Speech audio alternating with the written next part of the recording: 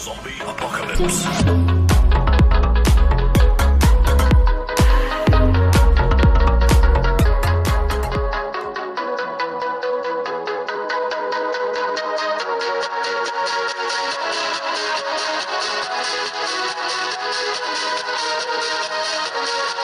विद्यार्थी मित्रांनो नमस्कार. इयत्ता 11वीच्या वर्गामध्ये तुमचं सहर्ष स्वागत मी करतो. आता शब्दसुमनांनी स्वागत आपल्याला करावं लागणार आहे. बघा मित्रांनो, मागच्या व्हिडिओमध्ये आपण 11वी अर्थशास्त्र या विषयाच्या संदर्भात असलेल्या अभ्यासक्रमाची म्हणजेच अनुक्रमणिकेची आपल्याला कोणकोणती प्रकरणं शिकायची आहेत त्यांची ओळख करून घेतली. या व्हिडिओमध्ये आपण त्या अनुक्रमणिकेतल्या अभ्यासक्रमातल्या आपल्या पहिला धडा ज्याला तुम्ही म्हणायचे आतापर्यंत ते पहिलं प्रकरण आपल्याला सुरू करायचं आहे.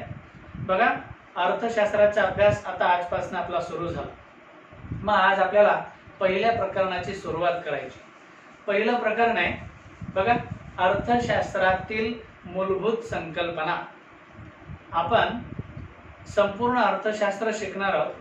बघा, अर्थशास्त्र हा फार मोठा विषय, व्यापक विषय आहे, आंतरराष्ट्रीय पातळीवरचा विषय आहे आणि तुम्ही भाग्यवान विद्यार्थी आहेत की तुम्ही अर्थशास्त्र शिकायला मिळतंय तुम्हाला. आता तुम्ही 9वी-10वी मध्ये सुद्धा अर्थशास्त्र शिकत होते. काही छोट्या छोट्या संकल्पना 9वी-10वी मध्ये तुम्ही अर्थशास्त्राच्या ऐकल्या आहेत, परंतु आता संपूर्ण 100 मार्कांचा एक मोठा विषय म्हणून अर्थशास्त्र आपल्याला शिकायचं आहे.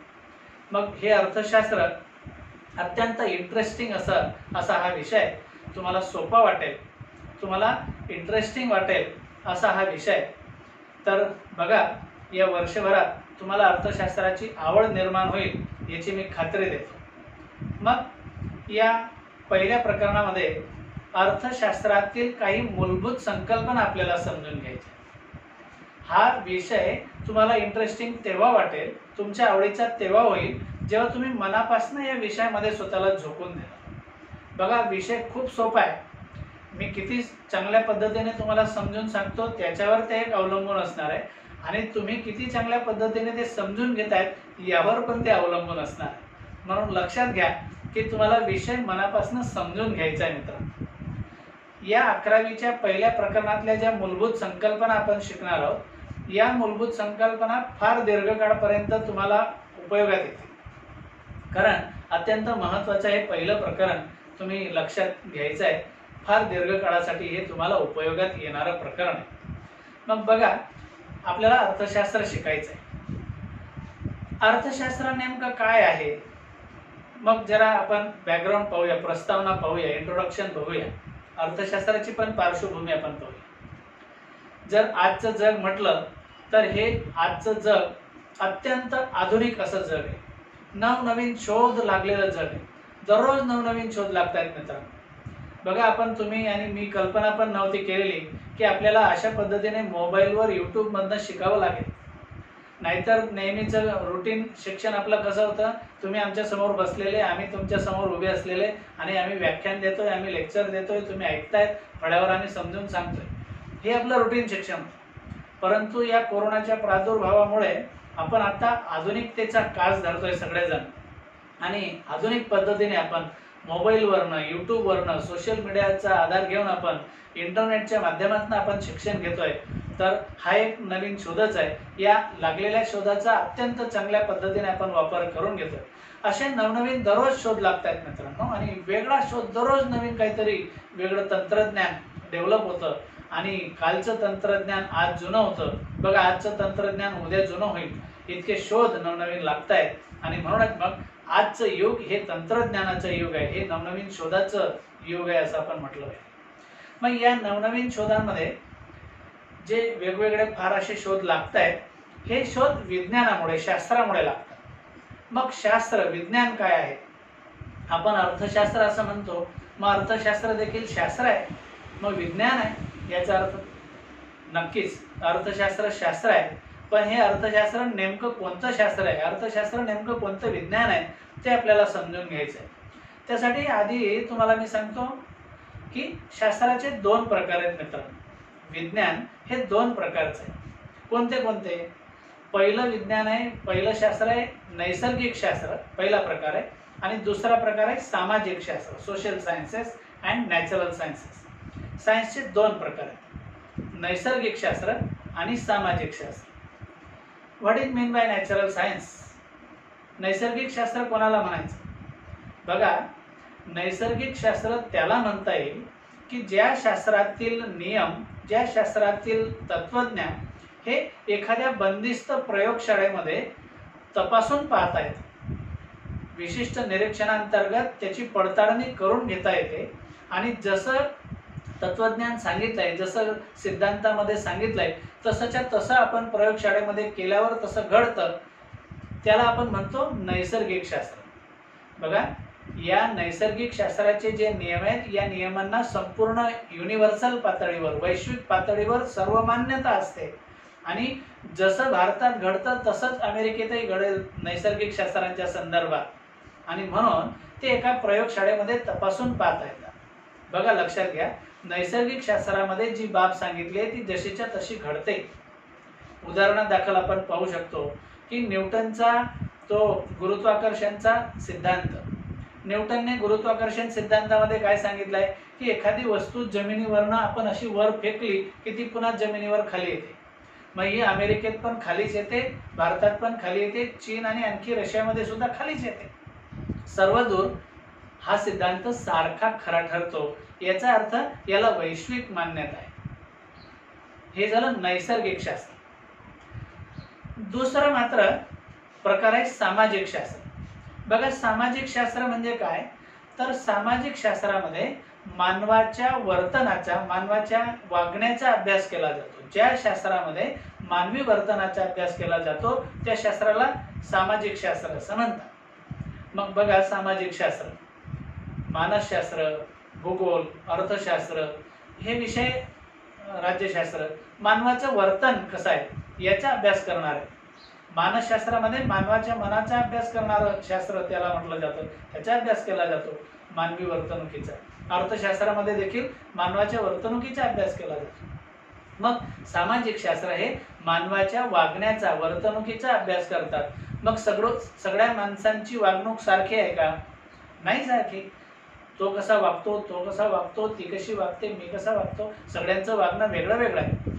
परंतु तरी देखील या सामाजिक शास्त्रांमधील काही बाबी या समान असणार आहेत.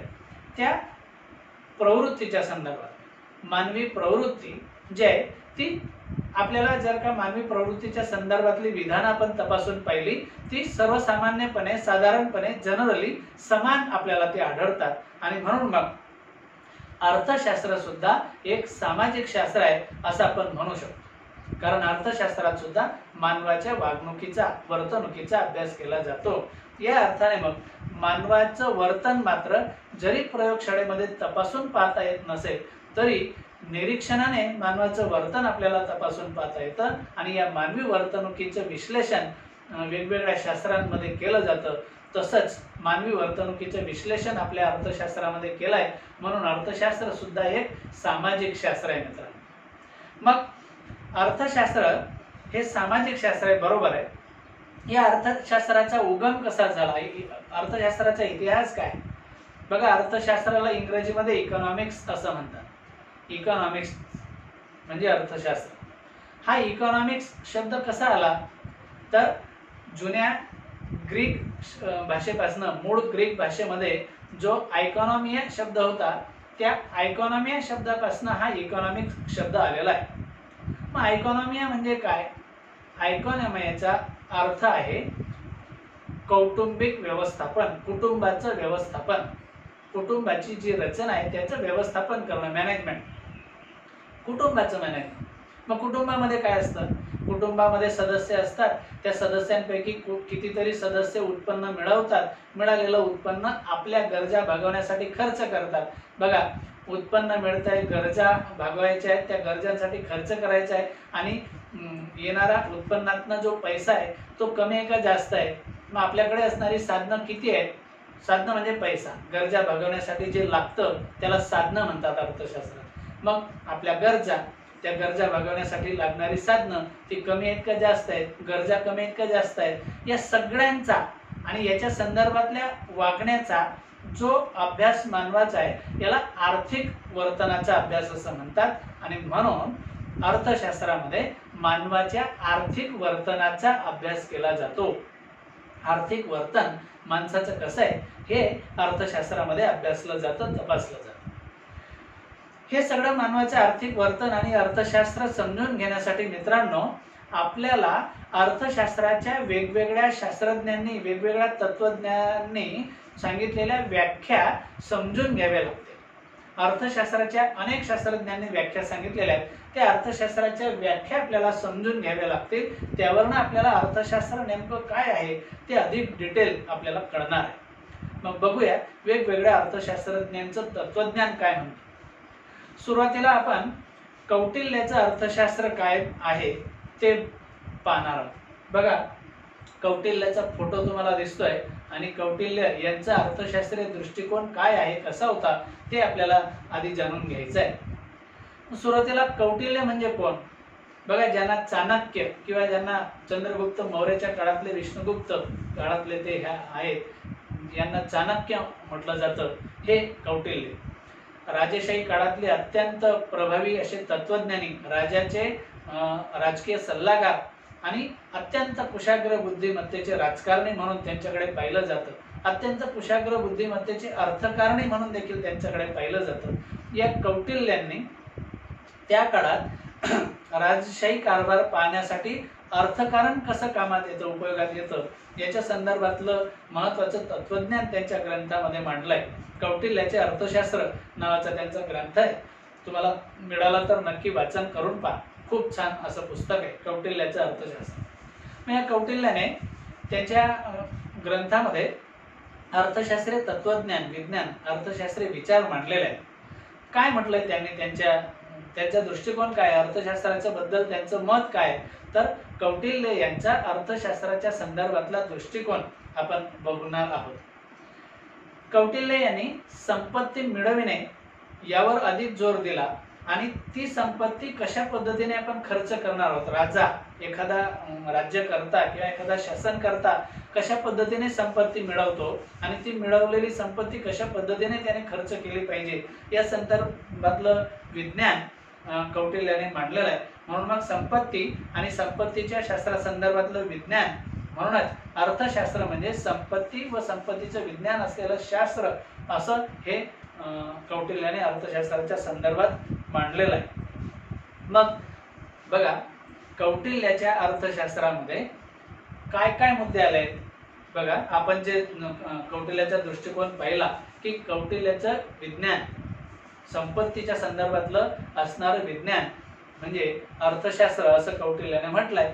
मग या कौटिल्याच्या अर्थशास्त्रामध्ये काय काय मुद्दे आले ते आपण बघूया. सुरुवातीला सरकार किंवा राज्याची इथे महत्त्वपूर्ण भूमिका असते. सरकार, शासन म्हणजेच राज्यकर्ते यांची महत्त्वाची भूमिका अर्थशास्त्रामध्ये आहे असं एक मत कौटिल्य यांनी मांडलंय. नक्कीच, कारण सरकार, शासन ही एक महत्त्वाची भूमिका देशामध्ये निभावतं आणि सरकार वेगवेगळ्या बाबीतनं उत्पन्न मिळवतं. मिळवलेलं उत्पन्न जनतेसाठी वेगवेगळ्या गोष्टींवर, वेगवेगळ्या योजनांवर खर्च करतं. या संदर्भातलं हे राजकीय भूमिका शासनाची असते ती अत्यंत महत्त्वाची असते. त्यानंतर संपत्ती निर्माण करण्याच्या संदर्भात लक्ष केंद्रित करण्याचा मुद्दा राज्याचा असतो आणि त्या संदर्भात कौटिल्य यांनी आपलं मत मांडलंय की संपत्ती निर्माण करणे आणि त्या संपत्ती निर्माण करण्यावर शासनाने लक्ष दिलं पाहिजे. मग वेगवेगळ्या माध्यमातून संपत्ती निर्माण झाली पाहिजे, उद्योगधंदे निर्माण झाले पाहिजेत, सेवा क्षेत्राचा विकास झाला पाहिजे, कृषी क्षेत्राचा विकास झाला पाहिजे. आता आपण हे म्हणू शकतो, तेव्हा एवढं नव्हतं कारण तेव्हा राजेशाही कारभार होता. परंतु आजच्या काळात म्हटलं तर संपत्ती कशी निर्माण होईल देशाची, तर देशात वेगवेगळी अर्थसाधनं निर्माण झाली पाहिजेत, अर्थप्राप्तीची साधनं निर्माण झाली पाहिजेत असं तत्वज्ञान कौटिल्य यांनी सांगितलेलं आहे. तसेच सुशासनासाठी कार्यक्षम अशी, प्रभावी अशी यंत्रणा असली पाहिजे असं कौटिल्य यांचं म्हणणं आहे. प्रशासन, सुशासन असलेली यंत्रणा शासनामध्ये असली पाहिजे. बघा, शासनाचं प्रशासन अत्यंत उत्कृष्ट असलं पाहिजे आणि त्याद्वारेच मग संपत्ती निर्माण करण्यासाठी महत्त्वाची भूमिका शासन निभावू शकते. त्यानंतर अर्थशास्त्रामध्ये राजकीय कल्पनांचं संकलन असलं पाहिजे. कौटिल्य असं म्हणतात की संपूर्ण अर्थशास्त्र हे राजकारणाशी जुळलेलं शास्त्र आहे. कारण देशाचा राज्यकारभार जेव्हा चालवायचा असतो तेव्हा त्यांना अर्थकारण महत्त्वाचं आहे. म्हणून मग अर्थ आणि राज्य यांची दोघांची अशी सडमेसड आहे ती सांभाळता आली पाहिजे. बघा मित्रांनो, लक्षात घ्या, पूर्वी अर्थशास्त्र आणि राज्यशास्त्र हे दोघं विषय एकत्रित होते. कारण राजाला अर्थाशिवाय चालणार नाही आणि अर्थ हे राजाशिवाय खर्च होणार नाही, अशी ती त्या काळातली भूमिका होती. म्हणून मग अर्थशास्त्र आणि राज्यशास्त्र हा पूर्वीच्या काळात एकत्रित असा विषय होता. मग अर्थशास्त्र कसं वेगळं झालं, तर पुढचा जो अर्थशास्त्रज्ञ आपण पाहणार आहोत त्या पुढच्या अर्थशास्त्रज्ञाच्या माहितीवरून तुम्हाला तुमच्या लक्षात येणार आहे की अर्थशास्त्र हा नवीन विषय कसा निर्माण झाला. बघा, अर्थशास्त्राच्या वेगवेगळ्या व्याख्या शिकताना तुमच्या लक्षात येईल, पहिली व्याख्या आपण शिकणार आहोत Adam Smith, professor Adam Smith या अर्थशास्त्रज्ञाची. तुम्हाला ॲडम स्मिथचा फोटो दिसतोय आणि या ॲडम स्मिथ अर्थशास्त्रज्ञाने अर्थशास्त्राची उत्पत्ती निर्माण केलेला आहे. म्हणून ॲडम स्मिथला अर्थशास्त्राचा जनक असं म्हणतात, पिता असं म्हणतात. बघा, ॲडम स्मिथ हा फार सनातनवादी जुन्या काळातला अर्थशास्त्रज्ञ होता. ॲडम स्मिथने 1776 मध्ये, बघा केवढा मोठा जुना काळ, 1776 साली एक ग्रंथ त्यांचा मांडला, द वेल्थ ऑफ नेशन असं शॉर्टली त्याला म्हणतात, राष्ट्राची संपत्ती. द वेल्थ ऑफ नेशन, राष्ट्राची संपत्ती हा ग्रंथ 1776 मध्ये ॲडम स्मिथ यांनी मांडला. आणि या ग्रंथामध्ये ॲडम स्मिथने संपत्ती कशी निर्माण करायची असते आणि त्या संपत्तीचा वापर कसा करायचा असतो या संदर्भातलं तत्वज्ञान मांडलेलं आहे. आणि म्हणून मग ॲडम स्मिथच्या या ग्रंथापासून अर्थशास्त्राचा मोठ्या व्यापक पातळीवर अभ्यास सुरू झाला. म्हणून मग ॲडम स्मिथला अर्थशास्त्राचा जनक असं म्हटलं गेलं. मग संपूर्ण अर्थशास्त्र मांडण्याचं श्रेय या ॲडम स्मिथ यांना जातं मित्रांनो. मग बघा, ॲडम स्मिथच्या ग्रंथामध्ये 1776 पासून अर्थशास्त्र हा एक वेगळा विषय असं कळलं, समाजाला, जगाला कळलं आणि तेव्हापासून मग अर्थशास्त्र हा एक स्पेशल विषय शिकला जाऊ लागला. ॲडम स्मिथचं जे अर्थशास्त्र आहे त्यामध्ये काय म्हटलंय, मग ॲडम स्मिथची अर्थशास्त्राची व्याख्या काय सांगते, तर ॲडम स्मिथच्या मते अर्थशास्त्र हे संपत्तीचं शास्त्र आहे. संपत्ती निर्माण करणे आणि ती खर्च करणे, तिचा वापर करणे, तिचा उपयोग करणे, उपभोग घेणे या संदर्भातलं हे सगळं विधान ॲडम स्मिथने त्याच्या ग्रंथामध्ये मांडलंय. म्हणून अर्थशास्त्र हे संपत्तीचे शास्त्र आहे अशी व्याख्या ॲडम स्मिथ यांनी अर्थशास्त्राची त्यांच्या पुस्तकामध्ये मांडली. मग ॲडम स्मिथच्या या ग्रंथामध्ये त्यांच्या अर्थशास्त्रीय विधानावरनं, दृष्टिकोनावरनं त्यांचे काय काय मुद्दे समोर येतात, तर ॲडम स्मिथचे अर्थशास्त्राच्या संदर्भातले व्याख्येचे महत्त्वाचे मुद्दे आपण पाहणार. बघा, तुमच्यासमोर पहिला मुद्दा दिसतोय तुम्हाला की अर्थशास्त्रामध्ये ॲडम स्मिथने निर्हस्तक्षेपाचं धोरण यावर अधिक भर दिला. अर्थशास्त्रामध्ये बघा, जे अर्थशास्त्र मांडलं द वेल्थ ऑफ नेशन यामध्ये, तेव्हापासनं भांडवलशाही तत्वज्ञान त्या ॲडम स्मिथ यांनी मांडलं होतं आणि त्यात म्हटलंय की निर्हस्तक्षेप तत्व अर्थव्यवस्थेमध्ये पाहिजे. निर्हस्तक्षेपाचं धोरण त्यांनी मांडलं. मग निर्हस्तक्षेप म्हणजे काय, तर सरकारची भूमिका कमीत कमी असली पाहिजे. सरकारने अर्थव्यवस्थेमध्ये ढवळाढवळ जास्त करता कामा नये. निर्हस्तक्षेप म्हणजे हस्तक्षेप करू नये, कमी हस्तक्षेप असला पाहिजे. सरकारने लिमिटेड कामं केली पाहिजे. हे पण उत्पन्न मिळवणार, याच्या पण करणार, ते पण करणार, ह्या योजना राबवणार, त्या योजना राबवणार, सरकार असं करणार, सरकार तसं करणार, हे असं जास्तची भूमिका सरकारची नसेल असं ॲडम स्मिथचं म्हणणं होतं. आणि याला म्हणतात निर्हस्तक्षेप तत्व, निर्हस्तक्षेप धोरण. मग ॲडम स्मिथच्या मते अर्थव्यवस्थेमध्ये सरकारची भूमिका लिमिटेड, कमीत कमी असली पाहिजे. त्यानंतर त्यांचा मुद्दा दुसरा आपल्या लक्षात येतो व्याख्येमधनं की भांडवलाच्या आणि संपत्तीचा साठा करणे.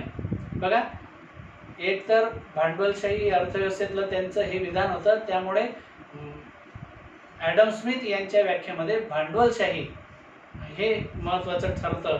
म्हणून मग भांडवलाचा साठा झाला पाहिजे, संपत्तीचा साठा करून ठेवला पाहिजे, मग ती व्यक्ती असेल किंवा संस्था असेल किंवा शासन असेल. तर या सर्वांनी स्वतःकडे आपल्या भांडवलाचा, आपल्या संपत्तीचा साठा केला पाहिजे आणि त्या भांडवलाचा, त्या संपत्तीच्या नवीन संपत्ती निर्माण करण्यासाठी वापर केला पाहिजे, असं तत्त्वज्ञान ॲडम स्मिथ यांनी त्यांच्या अर्थशास्त्रामध्ये मांडलेलं आहे.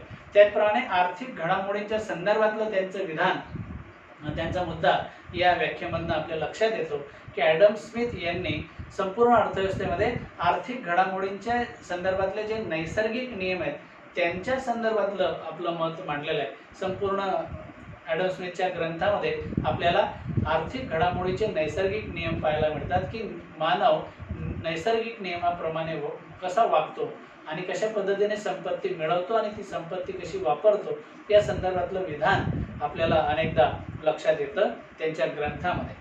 तसेच वृद्धीच्या सिद्धांतांचं देखील ॲडम स्मिथ यांनी श्रम विभाजनाच्या संदर्भातलं आपलं मत मांडलंय की श्रम विभाजन यावर त्यांनी जोर दिलाय की श्रम ही प्रतिष्ठा मानली गेली पाहिजे. श्रम ही प्रतिष्ठा आहे आणि त्या श्रम विभाजनावर भर दिला गेला पाहिजे. या अर्थाने मग विशिष्ट पैलूंचा त्या श्रम विभाजनाचा समावेश या ॲडम स्मिथच्या व्याख्येमध्ये आपल्याला दिसून येतो. अशा पद्धतीने ॲडम स्मिथची अर्थशास्त्राची व्याख्या ही संपत्तीवर भर देणारी, संपत्तीचे शास्त्र म्हणजे अर्थशास्त्र होय अशी ही व्याख्या, संपत्तीवर भर देणारी व्याख्या आपल्या लक्षात येते. यानंतर दुसरा आणि अत्यंत महत्त्वाचा अर्थशास्त्रज्ञ की ज्यांनी अर्थशास्त्राची व्याख्या मांडली आहे बघा, प्राध्यापक अल्फ्रेड मार्शल, ज्यांना डॉक्टर अल्फ्रेड मार्शल या नावाने ओळखलं जातं. बघा, डॉक्टर अल्फ्रेड मार्शल नवसनातनवादी अर्थशास्त्रज्ञ म्हणून ज्यांची ओळख आहे आणि पुढच्या इयत्ता 12वीच्या अर्थशास्त्रामध्ये खूप जास्तचं सिलेबस जे आपण अभ्यासणार आहोत ते सगळं बहुतेक सिलेबस, बहुतेक प्रकरणं आपण डॉक्टर अल्फ्रेड मार्शल यांच्या ग्रंथातली अभ्यासणार आहोत मित्रांनो. त्यामुळे हे नाव तुम्ही खूप चांगल्या पद्धतीने लक्षात ठेवा, doctor Alfred Marshall. Alfred Marshall यांनी खूप अर्थशास्त्रीय लिखाण खूप चांगलं सोपं करून मांडलं, म्हणून या डॉक्टर अल्फ्रेड मार्शल यांना आधुनिक अर्थशास्त्राचे शिल्पकार देखील संबोधलं जातं. बघा, अल्फ्रेड मार्शल यांनी जो ग्रंथ मांडला 1890 मध्ये, अर्थशास्त्राची मूलतत्वे, प्रिन्सिपल्स ऑफ इकॉनॉमिक्स हा ग्रंथ मांडला आहे. प्रिन्सिपल्स ऑफ इकॉनॉमिक्स या ग्रंथामध्ये अल्फ्रेड मार्शल यांनी आपली अर्थशास्त्राची मते मांडली. अत्यंत कुशाग्र बुद्धिमत्तेचा अर्थशास्त्रज्ञ म्हणून अल्फ्रेड मार्शल यांची ओळख आहे. खूप छान असं अर्थशास्त्र सोपं करून त्यांनी मांडलंय आणि म्हणून अर्थशास्त्राला जनमानसापर्यंत नेणारा शास्त्रज्ञ म्हणजे प्राध्यापक अल्फ्रेड मार्शल अशी त्यांची ओळख आहे. मग मार्शल यांनी त्यांच्या ग्रंथामध्ये काय म्हणलंय? मार्शल असं म्हणतात की अर्थशास्त्र हे मानवाच्या कल्याणाच्या संदर्भातलं शास्त्र आहे.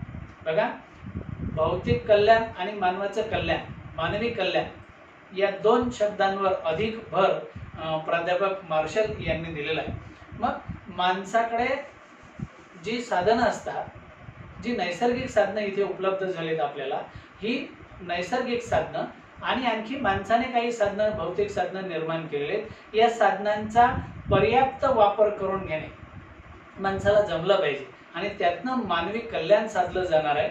म्हणून मग मानवाचं कल्याण कशामध्ये, मानवाचं कल्याण जास्तीत जास्त कसं साधता येईल या संदर्भातलं आपलं मत त्यांनी आपल्या या ग्रंथामध्ये मांडलेलं आहे. म्हणून अल्फ्रेड मार्शल यांची व्याख्या ही मानवी कल्याणाशी संबंधित अशी अर्थशास्त्राची व्याख्या अल्फ्रेड मार्शल यांनी मांडलेली. बघा, मानवाला मिळणारी प्राप्ती आणि त्या मानवाच्या कल्याणाशी संबंधित असलेली, बघा, मानवी कल्याणाच्या संदर्भातलं अर्थशास्त्र आहे. अर्थशास्त्र हे मानवाच्या कल्याणाचं शास्त्र आहे आणि मानव ज्या पद्धतीने प्राप्ती मिळवतो त्या प्राप्तीचा पर्याप्त वापर कसा झाला पाहिजे या संदर्भातलं विधान त्यांनी मांडलंय. मग या मार्शल यांच्या व्याख्येतून काय मुद्दे समोर येतात तर बघूया. अर्थशास्त्र हे मानवी कल्याणाचे शास्त्र आहे. अर्थशास्त्र म्हणजे मानवाच्या कल्याणाचे शास्त्र होय. मानवाचं भलं, मानवाचं कल्याण कशामध्ये हे अल्फ्रेड मार्शल यांचं अर्थशास्त्र शिकल्यावर आपल्या लक्षात येतं. त्याचप्रमाणे अर्थशास्त्र म्हणजे आर्थिक वर्तनाचे शास्त्र आहे. आर्थिक वर्तनाचे शास्त्र म्हणजे अर्थशास्त्र. मानवाचं आर्थिक वर्तन, मनुष्य कसा वागतो, कशा पद्धतीने उत्पन्न मिळवतो, कशा पद्धतीने खर्च करतो, कशा पद्धतीने आपल्या गरजा भागवतो, या संदर्भातलं वर्तन म्हणजे आर्थिक वर्तन. आणि हे आर्थिक वर्तन मानवाचं प्राध्यापक अल्फ्रेड मार्शल यांनी मांडलेलं आहे. त्यानंतर अर्थशास्त्र म्हणजे भौतिक कल्याणाचं शास्त्र. अर्थशास्त्राच्या संदर्भात भौतिक गरजा पूर्ण करताना भौतिक साधनांचा वापर मनुष्य कसा करतो त्या संदर्भातलं मत त्यांनी आपल्या व्याख्येमध्ये मांडलेलं आहे. अशा पद्धतीने अर्थशास्त्र हे केवळ फक्त संपत्तीचं शास्त्र नाही, तर ते मानवी कल्याणाचं आणि भौतिक कल्याणाचं शास्त्र आहे, असं मत प्राध्यापक अल्फ्रेड मार्शल यांनी त्यांच्या कल्याणाच्या अर्थशास्त्रामध्ये मांडलेलं आहे. त्यानंतर तिसरी व्याख्या आपण शिकणार आहोत प्रोफेसर लिओनेल रॉबिन्स यांची. बघा, प्राध्यापक लिओनेल रॉबिन्स यांचा फोटो तुम्हाला दिसतोय. त्यांची व्याख्या आपल्याला शिकायची. आतापर्यंत संपूर्ण जगामध्ये अर्थशास्त्राच्या अनेक व्याख्या मांडल्या गेल्या, पण मित्रांनो लक्षात घ्या, अर्थशास्त्राची जगमान्य सर्वमान्य अशी व्याख्या प्रोफेसर लिओनेल रॉबिन्स यांनी मांडली. आणि म्हणून आजही सर्वदूर सर्वमान्य अशी व्याख्या जी वापरली जाते अर्थशास्त्राची, ती लिओनेल रॉबिन्स यांची अर्थशास्त्राची व्याख्या वापरली जाते. मग लिओनेल रॉबिन्स यांनी अर्थशास्त्राची काय व्याख्या सांगितली आहे, कुठे सांगितली, तर लिओनेल रॉबिन्स यांनी 1932 मध्ये अर्थशास्त्राचे स्वरूप आणि महत्त्व, significance and nature of economics हा जो ग्रंथ त्यांनी मांडला, या ग्रंथामध्ये लिओनेल रॉबिन्स यांनी आपलं मत, आपलं अर्थशास्त्रीय विचार या ग्रंथामध्ये मांडले. आणि या ग्रंथामध्ये लिओनेल रॉबिन्स यांनी काय म्हटलं बघा, लक्षात घ्या.